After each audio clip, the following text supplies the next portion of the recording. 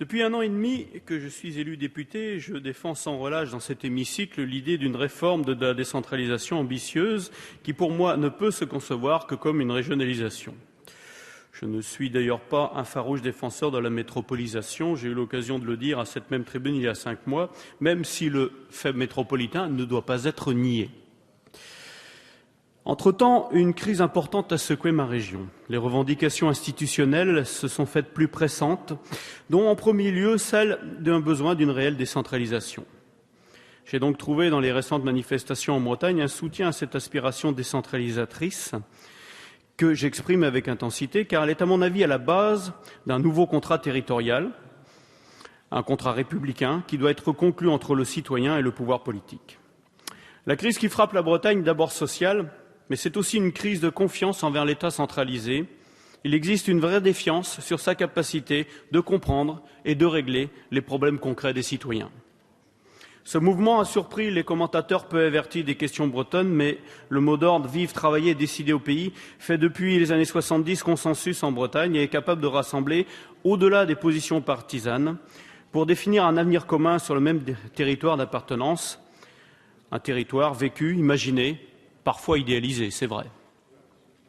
Mais ces difficultés s'expliquent aussi par la montée d'un sentiment de relégation territoriale et sociale, tout particulièrement à l'ouest de la Bretagne, mais également dans de nombreux territoires ruraux en France.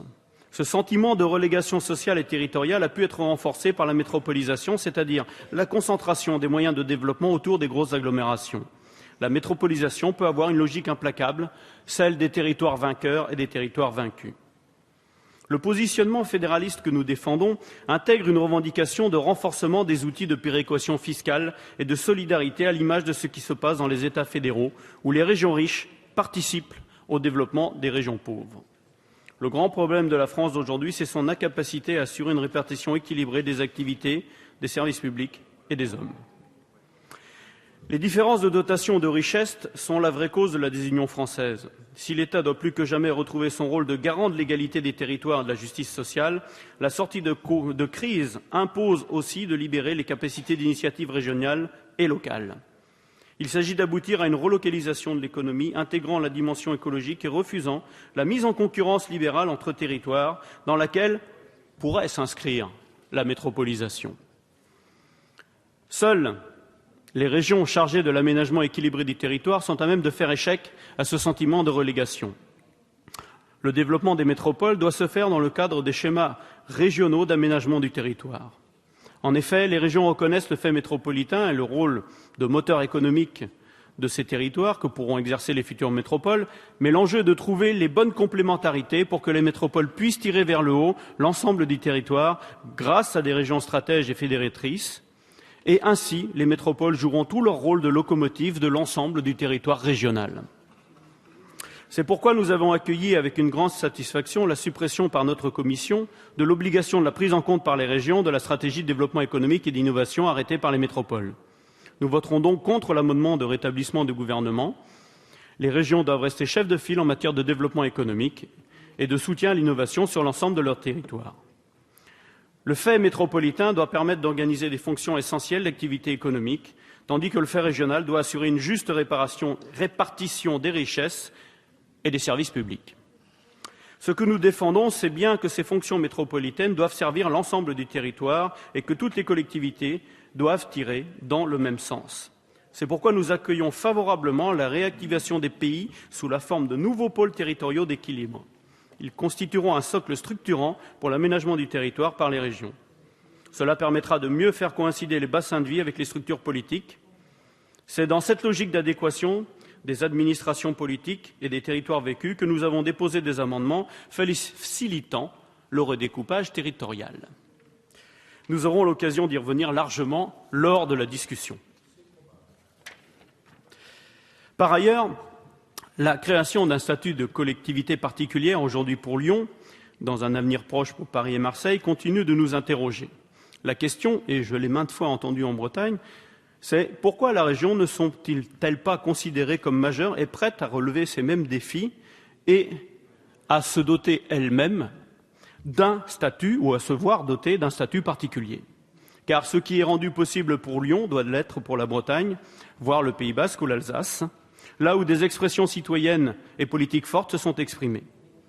Nous regrettons que rien n'ait été proposé pour faire reconnaître le principe de différenciation en permettant de créer des collectivités locales à statut particulier afin d'exercer des compétences spécifiques de façon pérenne et sécurisée sur le plan juridique. Par ailleurs, il y a également un énorme effort de transparence et de démocratie à réaliser au sein de notre architecture. Comment comprendre que des institutions telles que les métropoles, aussi puissantes et maniant des budgets colossaux, ne soient pas soumises au même principe de contrôle démocratique que les autres collectivités territoriales ? L'accumulation de couches au pouvoir important, mais sans légitimité démocratique suffisante, est un mauvais signal. Nous nous félicitons vivement d'avoir été entendus sur ce sujet par le gouvernement et nous le remercions pour son écoute. Ainsi, Madame la Ministre avait introduit par un amendement en séance la promesse d'une élection des membres du Conseil métropolitain au suffrage universel direct à l'horizon de 2020. Cet amendement précisait que le nombre de conseillers métropolitains élus au suffrage universel direct était au minimum équivalent au nombre de représentants des communes. Néanmoins, la dernière version réintroduite en commission des lois inverse la logique de l'amendement gouvernemental. C'est la raison pour laquelle nous avons déposé un amendement pour revenir à la version initiale. Dès lors qu'un suffrage universel direct est instauré, il semble important que la liste qui a eu la préférence des citoyens puisse avoir une majorité pour mettre en place le projet métropolitain. Nous accueillons cependant très favorablement l'inscription dans cette loi des possibilités de délégation de compétences de la part de l'État aux collectivités territoriales en ayant fait la demande, dans tout domaine que ce soit, sauf évidemment les domaines régaliens. Si l'on en croit le pacte d'avenir pour la Bretagne, notre région pourrait être pilote en ce qui concerne la politique de l'eau, la culture, l'audiovisuel. Au demeurant, des demandes récurrentes de la part de la région Bretagne. Toutefois, délégation n'est pas transfert et c'est à ça que l'on peut juger une loi si elle est de décentralisation ou pas. À 3 jours de la signature du pacte d'avenir pour la Bretagne, espérons que le gouvernement aura entendu la nécessité d'un véritable acte 3 de la décentralisation.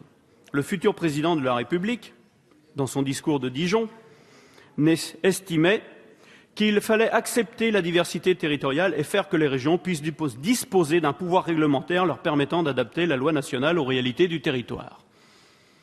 Donc nous avons bien entendu le président, qui est maintenant président de la République. Nous avons entendu des conseils de prudence s'agissant de ces demandes de transfert. L'expérience a pourtant montré qu'avec le transfert de compétences à la région, ça marchait et ça marchait bien. Je veux bien évidemment parler de la gestion des trains express régionaux, des lycées ou encore de la formation professionnelle qui donne toute satisfaction. Les résultats sont les mêmes concernant la gestion des fonds européens. La région Alsace les gère directement depuis des années et l'expérimentation est concluante. C'est pourquoi nous nous félicitons que soit prévu dans ce projet de loi un début de régionalisation de la gestion des fonds européens. Toutes ces expériences ont au final donné satisfaction. C'est sur ces constats d'objectifs que s'appuie notre conviction que décentraliser, c'est aujourd'hui régionaliser, c'est aujourd'hui également mieux administrer les citoyens. La décentralisation n'est pas encore aboutie. Elle pourrait se poursuivre dès l'année prochaine, je l'espère de tous mes vœux, car après avoir sanctuarisé les métropoles, il nous faut renforcer le pouvoir de nos régions afin que s'estompe ce sentiment de relégation territoriale qui imprègne aujourd'hui bon nombre de nos concitoyens. Je vous remercie. Merci, monsieur le député. La parole est à monsieur Thierry Braillard.